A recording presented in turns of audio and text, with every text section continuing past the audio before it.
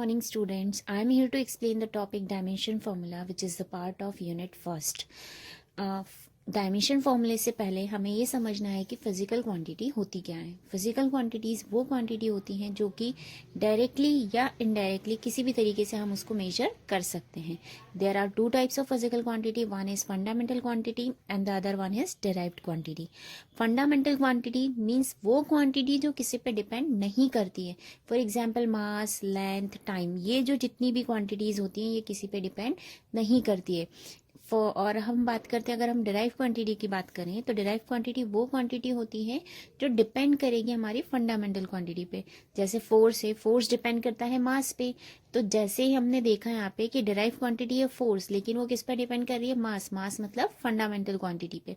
So dimension फॉर्मूले समझने से पहले हमें ये सारी चीज़ें पता होनी चाहिए. डायमेंशन फॉर्मूले अब होते क्या है? तो डायमेंशन फॉर्मूले वो फॉर्मूले होते हैं जिसमें हम डिराइव्ड क्वांटिटी को रिप्रेजेंट करेंगे फंडामेंटल क्वांटिटी में. अब आप सोचेंगे कि कैसे रिप्रेजेंटेशन होता है फंडामेंटल में. अब हमें फंडामेंटल तो तीन ही पता है, मास होती है, लेंथ होती है और टाइम.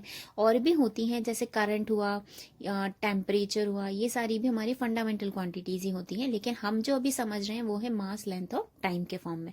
तो डायमेंशन फॉर्मूले को रिप्रेजेंट करना है तो हमें पता होना चाहिए कि इसको हम रिप्रेजेंट कैसे करते हैं. स्क्वायर ब्रैकेट के अंदर m की पावर a, L की पावर B, T की power C. Now what is M here? M for mass, L for length and T for time. A, B, C वो अननोन क्वांटिटीज है जो हम यहाँ पे डायमेंशनली निकालेंगे. सबसे पहले हम बात करते हैं एरिया का. एरिया का डायमेंशन फॉर्मूला क्या होता है उसको देखते हैं. एरिया बेसिक फॉर्मूले की बात करें तो क्या होता है? Length into breadth. लेंथ मतलब L और ब्रेथ भी तो एक तरीके की लेंथ होती है. कैसे?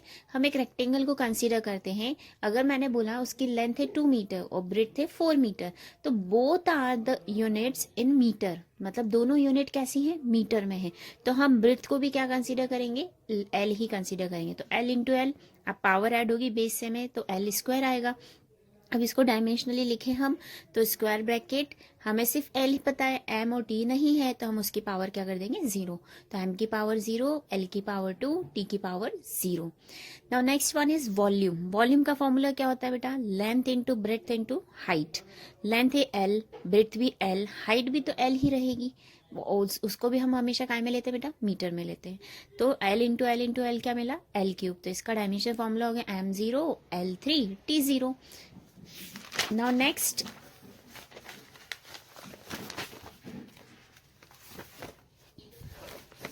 नेक्स्ट डायमेंशन फॉर्मूला है बेटा डेंसिटी. डेंसिटी का फॉर्मूला आपको पता है क्या होता है?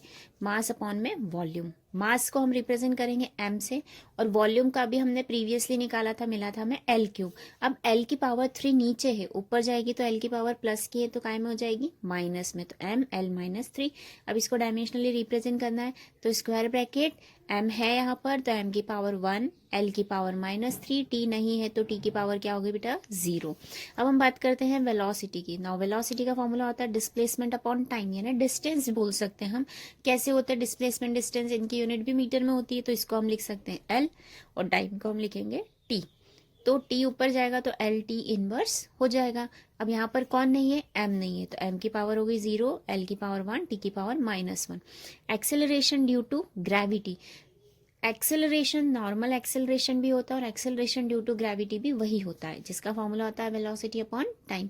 एल टी इनवर्स हम निकाल चुके थे वेलोसिटी का अपॉन में टाइम. तो टाइम एक और ऊपर जाएगा तो -1 हो जाएगा. बेस सेम पावर ऐड होके मिलेगा एल टी इनवर्स 2.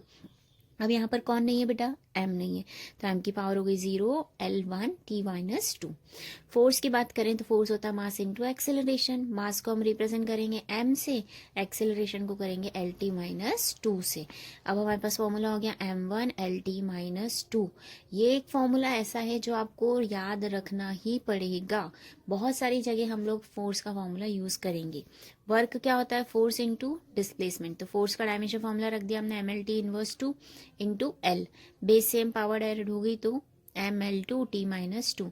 वर्क हम हमेशा बोलते हैं कि work is stored in the form of energy. That means work is equivalent to energy. तो जो फॉर्मूला वर्क का रहेगा वही फॉर्मूला किसका रहेगा बेटा? हमारा एनर्जी का. पावर क्या होता है? Work upon time. पावर के लिए अगर हम बात करें तो वर्क का फॉर्मूला क्या होता है, ml2 t इनवर्स 2, टाइम का हो गया t, एक और t ऊपर जाएगा तो t की पावर हो जाएगी -3, यानी फॉर्मूला बन गया ml2 t -3। स्ट्रेस की बात करते हैं, स्ट्रेस यानी प्रेशर। अब स्ट्रेस भी फॉर्मूला सेम है और प्रेशर भी फॉर्मूला सेम है, तो हमें पहले पता होना चाहिए कि स्ट्रेस और प्रेशर में डिफरेंस क्या है। स्ट्रेस यानी किसी सॉलिड चीज पे लगने वाली चीज होती है और प्रेशर यानी किसी लिक्विड के लिए होता है। फॉर्मूला दोनों के लिए सेम रहता है, लेकिन दोनों के लिए जो बॉडीज हम कंसीडर करते हैं वो अलग अलग रहती है। जैसे फोर्स का हो गया ml t इनवर्स 2 और एरिया का हो गया L स्क्वायर, ऊपर जाएगा तो ml इनवर्स t इनवर्स 2। अब हम बात करते हैं यूनिवर्सल ग्रेविटेशनल कांस्टेंट जी की। आपने पढ़ा होगा न्यूटन्स लॉ ऑफ ग्रेविटेशन था, जहां से हमें फोर्स जो होता है डायरेक्टली प्रोपोर्शनल होता है दोनों मास के प्रोडक्ट के और इनवर्सली प्रोपोर्शनल होता है स्क्वायर के डिस्टेंस के। प्रोपोर्शनल का साइन आता है, कांस्टेंट मिलता है, उसको हम बोलते हैं यूनिवर्सल ग्रेविटेशनल कांस्टेंट। फॉर्मूला आपको ये याद होगा, F equals to G M M upon R square. तो यहाँ से जी की वैल्यू क्या हो जाएगी, F into R square upon M into M. F force का डायमेंशन फॉर्मूला रख दिया हमने ml t -2, लेंथ का रखा हमने r मतलब रेडियस मतलब लेंथ का रख दिया L स्क्वायर, और एम मास, स्मॉल एम के लिए भी मास एम ही रहेगा, कैपिटल एम के लिए भी मास एम ही रहेगा। अब यहाँ से एक एम हट गया, लेकिन एक एम तो फिर भी बच रहा है नीचे, वो ऊपर जाएगा तो क्या में मिलेगा बेटा हमें, माइनस में, तो m-1 L3 t -2। अब हम समझते हैं कि डायमेंशन फॉर्मूले का यूज़ कहाँ होता है। तो डायमेंशन फॉर्मूले की बेटा 4 एप्लीकेशंस होती है, जिसमें से हम पहली एप्लीकेशन आज समझेंगे, वो होती है to check the correctness of given equation. Given equation को करेक्ट कैसे चेक करें। आपने अभी तक मैथ्स में भी पढ़ा होगा कि हम किसी चीज़ को करेक्ट कब बोल देते हैं, जब LHS इक्वल्स टू RHS आ जाता तो ही वो वेरीफाइड रहता है, अदरवाइज वो वेरीफाइड नहीं रहता है। तो हम यहाँ पर भी कुछ इक्वेशंस लेंगे जो हमें पता है और उसको हम वेरीफाई करेंगे डायमेंशनली। देखते हैं, पहली इक्वेशन है, आपने सबने सुनी होगी, काइनेटिक एनर्जी का फॉर्मूला होता है ½ mv²। सबसे पहले हमारी स्टेप क्या होगी कि हम इसके अंदर जितनी भी चीज़ें यूज हुई हो उन सबके डायमेंशन फॉर्मूले आइडेंटिफाई कर ले। हम बात करते हैं ई मतलब क्या है, एनर्जी का डायमेंशन फॉर्मूला होता है ml2 t -2। m मतलब मास का होता है m। वेलोसिटी का होता है LT इनवर्स 1। अब हम इसमें LHS कंसीडर करें तो LHS क्या है बेटा, एनर्जी मतलब ई का डायमेंशन फॉर्मूला क्या होता है ml2 t -2। ये होगी हमारी इक्वेशन नंबर फर्स्ट। अब हमें सेम फॉर्मूला अगर RHS से आ जाता है तो हम बोल देंगे इक्वेशन क्या हो गई, वेरीफाइड हो गई। तो हम देखते हैं आता है कि नहीं। RHS को अगर हमने लिया 1/2 mv², यही है 1/2 एक कांस्टेंट होता है, तो कांस्टेंट का डायमेंशन फॉर्मूला हमेशा क्या होता है बेटा, 1 होता है। मास को देखें तो हम क्या लिख सकते हैं, m, और v मतलब LT इनवर्स का होल स्क्वायर। अब हम इसको डायमेंशन फॉर्मूला कैसा लिख सकते हैं इसका, ml2 t -2, क्योंकि पावर का जब मल्टीप्लाई होगा तो L स्क्वायर मिलेगा और t की पावर क्या मिलेगी, -2। अगर हम देखें इक्वेशन 1 और 2 से तो हमारे LHS किसके इक्वल आ रहा है बेटा, RHS के, तो हम बोल देंगे कि इक्वेशन कैसी है, करेक्ट है। सेकेंड क्वेश्चन कंसीडर करें तो F होता है mv² अपॉन r। पहली स्टेप आपको पता है कि सबके डायमेंशन फॉर्मूले लिख लेते हैं हम। F होता है फोर्स का होता है mlt -2, m मतलब मास का m, वेलोसिटी का LT -1 और r का होता है रेडियस मतलब L। अब फोर्स का LHS तो फोर्स का डायमेंशन फॉर्मूला रख दिया हमने mlt -2, इक्वेशन हो गई फर्स्ट। अब RHS से आता है कि नहीं, लेट चेक करते हैं हम इसको।